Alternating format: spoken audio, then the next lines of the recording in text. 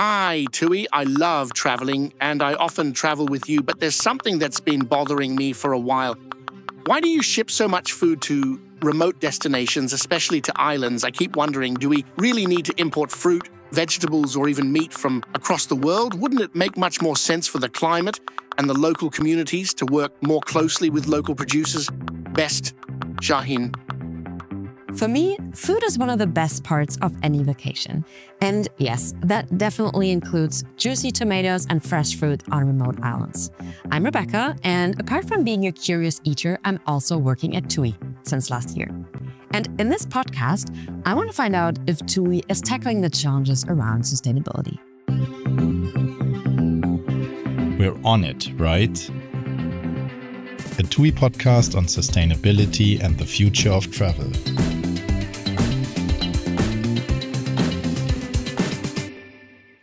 I'm in Crete, an island famous for its beaches, sunshine, and olive oil.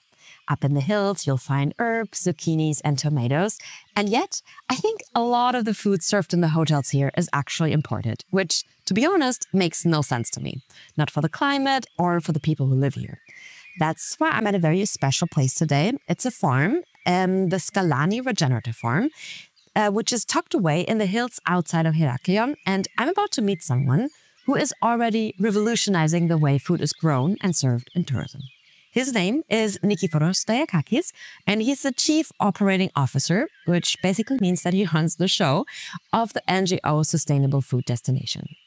Hi, Nikiforos. Thanks for taking the time to meet me and talk to me. Hi, Rebecca. It's my pleasure. So, your NGO, Sustainable Food Destination, supports local farmers in growing food more sustainably and getting it directly to hotels. It's part of the TUI Field to Fork program and enabled by the TUI Care Foundation. We will talk about that a little bit later. But first of all, where are we here? There's like a very pretty farmhouse. I can see trees. I can see like pasture and greens over there. What is this place? We are 15 minutes away from Iraklio, the city of Iraklio, and we are in a farm that wants to be a demonstration farm about the concepts of regeneration and sustainability, how we can produce and farm differently in a way that we still have our production, but without harming ourselves or the environment or the end consumer. I think you're diving right into the topic. So when I drove here, I saw lots of farmland, green pasture, and I also saw lots of hotels. Is it true that a lot of the food that is eaten and served at the hotels, and maybe even in general, is flown in from other places? There is a big percentage of food that is coming from other destinations. Mainly in Crete, for vegetables and some kind of meat, it's not the case. But for most destinations, because too many people are gathered in a season, the destinations by themselves, as they are designed now, they cannot handle the situation. But the most important thing is not if they are flying and from where the food is flying. It is important, but more important it is how we grow it. Okay. That's the thing. That sounds like there's more to the story. And since we are standing, you said we're also standing next to fields. It's not the field I know, because I grew up in Germany, in Lower Saxony, where there's a lot of agriculture. I grew up in a village, on a little farm. I knew a field as like a blank pasture with like plants on it. But we're standing, maybe we can even go there. Why not? So we are standing next to something that is a lot greener from what I know as a field. Here we apply regenerative practices, which means that one of the main purposes, besides producing a healthy and nutritional dense food, is not harming the very environment that we need to keep for producing these foods. So you see here a place that the soil is not disturbed, as is the typical case with ploughing in conventional agriculture. You see a lot more of biodiversity. You see that the whole soil is covered so that it's not losing its life and its microbial activity, which help us to produce healthy, tasty, and nutritional dense Yeah, foods. that's maybe the biggest difference here. Like, I think my grandmother, she would go nuts and start to weed out all the weeds because you don't see like the earth, the soil, everything here is green. And I can see cabbage in between. There's parsley. So it's just a lot of different onions. There are like a lot of different things you can eat together. And on a usual field, I know a field like there's just onions, there's just parsley. In this example, it might look a bit chaotic in any way. However, this is a real model for farming production that can feed the world. And by this, I mean that it has the same or even more yields than conventional agriculture. And at the same time, it needs less inputs in the field, and it creates a much more healthier and tasty food. Okay, so I came here thinking that it's all about just producing the food on the ground next to the hotel. Now you tell me, no, there are a lot more things you can like work on. For example, with regenerative agriculture, that is what your NGO is pushing around Greece, or like not pushing around, but like promoting around Greece. This field, what we're standing in front of, it's like about like a football field big. It's not going to feed all the people here. No, it's not going to feed. That's why we have a group of farmers that we advise, escort in their transition in the new way of farming. That's regenerative farming. And then their produce is directed to the supply chains of the hotels and the food production units that they participate in the program. And we educate the hotel staff, the company staff, and then there are some tasting events around the hotels to create awareness on the guest, on the travelers level about what is happening, why it is important, and what we do. So TUI Field to Fork is not just like doing supply chain work, but you want to kind of like educate. And I feel like you like spinning a net between all the different actors on the islands. So if it's so great, and to me it feels very great, but why is not every destination doing it? It's very simple. People are reluctant to change, and since a mindset settles down, it's very difficult to question that mindset. And I have to say, I do get it. If I would be a farmer and you would come around and be like, hey, change everything you've been doing, I will tell you another way. So how do you deal with that? So like in every time you want to change something, you don't go out there and preach. You go out there and find people that they are willing to get on board and try something different. Yeah. Then you work with them and you make a very visible example of what is happening, what is different, and why others should follow it. For example, here in Crete, 3 years now, we have difficulties with the water and drought. You can see an olive grove that applies regenerative practices that for the same conditions, it is thriving. It has the ability and the resilience to withstand these climate change effects. And on the other side, the conventional managed olive grove is not able to cope. Okay. So that speaks by itself. Okay, so you find examples and you work like... We build examples. So personally, I think that's a great start. And you kind of persuaded me in a way that it's not all about the... Food miles. The food, it's not all about the food miles, thank you, but it's also the way of how the food is produced. That makes a lot of sense. I feel like we're working on it, we're on it, on Crete, but personally, I want to go further and I want to go to an even more remote island. And this is why I thank you for now, Nikiforos. Thank you for taking the time. But I'm going to travel now to a different destination, to the Cabo Verde Islands. They are just off the coast, or not just off the coast, they're off the coast. They're like in the middle of nowhere. And I'm going to try and see what they're doing for their food systems there. Okay. Thank you so much, and You're continue welcome. the great work. Thank you. It was a pleasure speaking with you.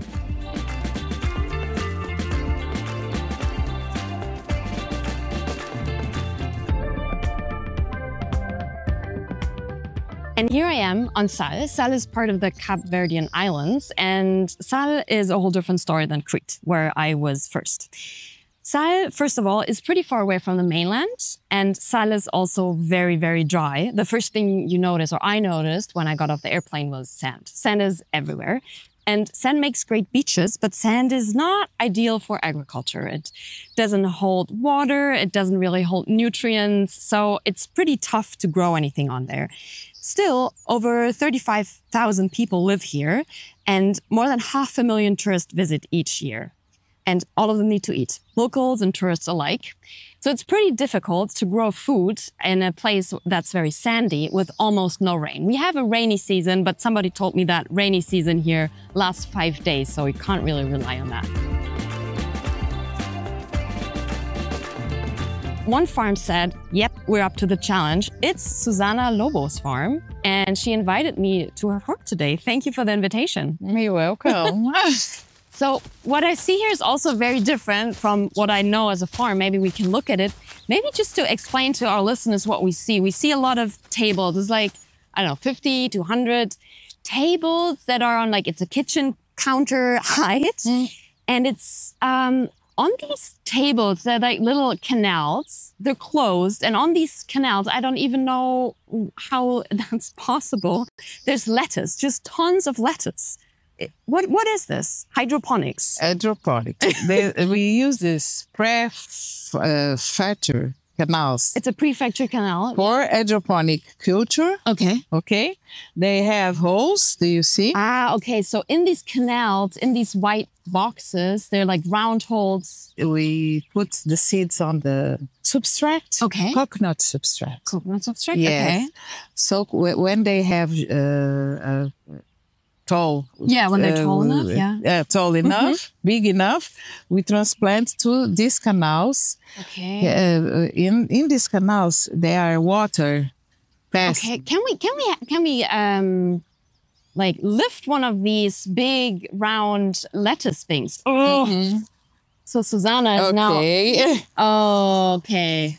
And you see? So what we see now, she just took one of the like big lettuce bulbs out of the canal, and the roots. They have a lot of roots, and they don't need soil to grow. No, they grow. It's the contact direct with the water. Ah, okay. So in the canals, they're closed, so the water doesn't like evaporate, I guess. No, it's a closed system. The circulation, the water circulates. Because if you would put it in soil and if you would water it, the water would just go through. More water, yes. So I'm not a hydroponics expert in any means, but I'm just like hydro means water. So I'm wondering, doesn't it need a lot of water? You said no. No, because we use the plants use the water they need, and the rest of the water goes to the tank. Okay. And goes to filters to clean, and we put nutrients again, and this circulates again. Okay. We have soil cultures. Okay. But because if I guess some people was in soil. Yeah. You put the water in the substrate goes to the bottom. Yeah. Okay. The plants. So what kind of fruits, vegetables, what can you grow? Vegetable, we have lettuce. We have cucumber, we have zucchini, plenty of vegetables. Is there basil over there? Yes. So what I'm wondering, maybe we can go there. So because what I'm really wondering, one important thing about food is that it tastes good. How does it taste if it has only water and nutrients and the soil is missing? Is it? You can try. Okay. It's wonderful. I'm just going to have, what is this? Salsa. So I call it coriander in German. I honestly don't know what it is. Okay, that's good. Okay, you persuaded. Very good. But one thing I'm wondering, okay, it's really good. I can really recommend the, even though I still don't know what salsa is in English, but it's really fresh and good. But what I'm wondering, so Sal has a lot more tourists than people frequently live here. Yeah. And if I look around, I see a lot of lettuce. And the traditional diet is rice, beans, fish. Are you just like growing the food that the tourists want? No. No? Not only this, but that people want. but it's 50-50 tourists and local people. Ah, okay. So I read that you sell to about 15 hotels? Almost. Okay, about 15 hotels, yeah. And I furnish for the hotel 50-50%. Okay, and the other one, yeah. And we have some fruits. Okay, like what kind lemon, papaya. No, not in hydroponic. Ah, okay, not in hydroponics. In the soil, okay. for drop irrigation. Oh, okay. So that's also water scarce way, not a water scarce, but a water scarce proof way of planting stuff. Yeah. Because Sal, as we said, is pretty far away, like all of the Cape Verdean islands from the mainland. And where is all the rest of the food coming from? Because I heard there about, like, you're one of the very few farms on the whole island.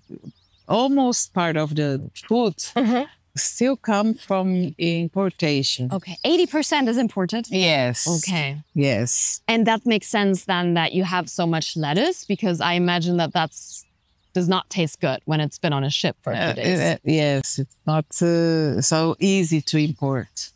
The price is it's higher if you import too.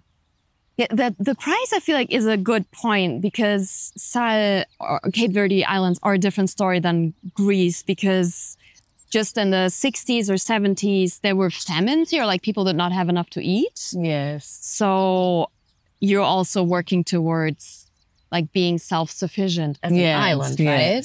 Yes, we do what we can for this, for the population, because when you import, the price is high. The population, Cape Verde people, they don't have much money. Yeah. So if we can put our products in the price that they can buy, it's better to help the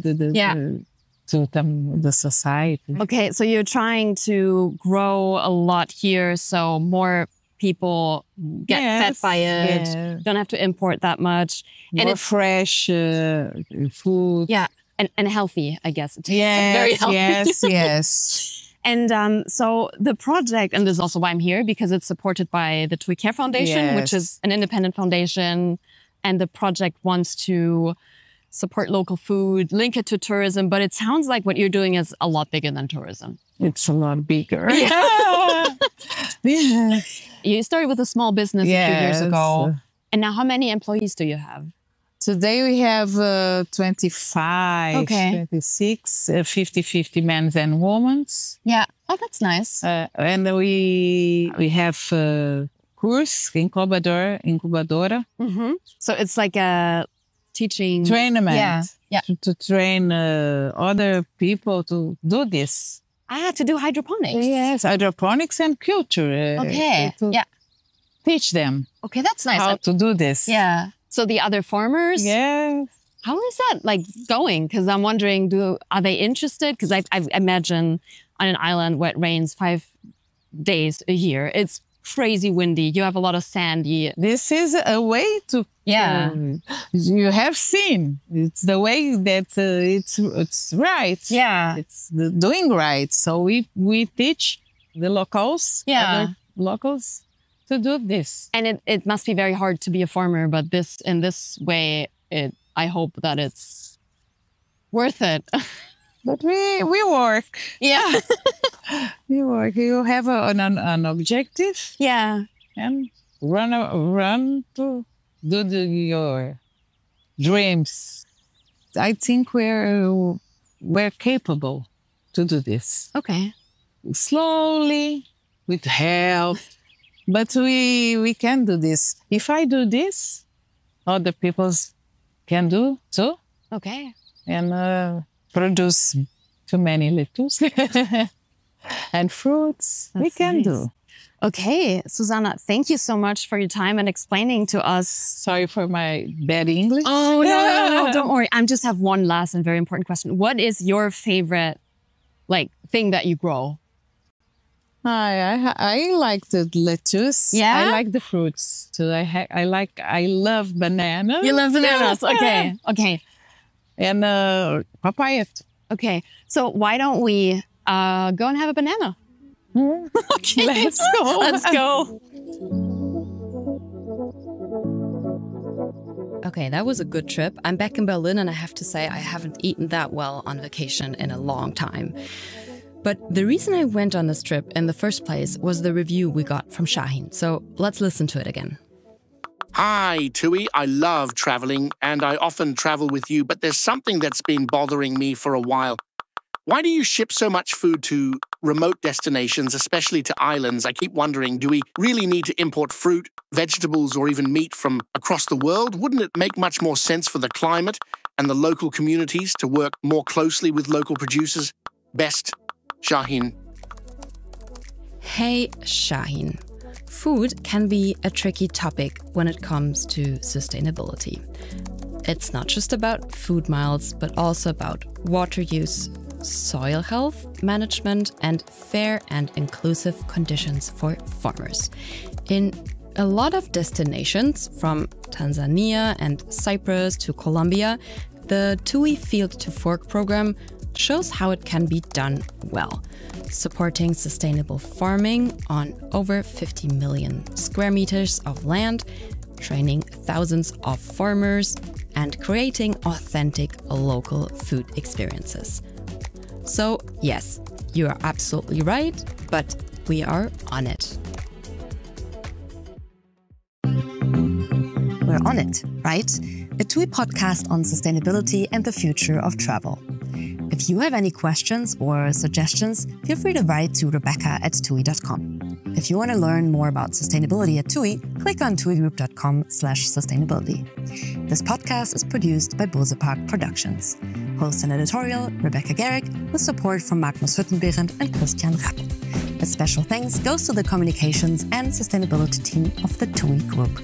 Thank you for listening and see you in the next episode.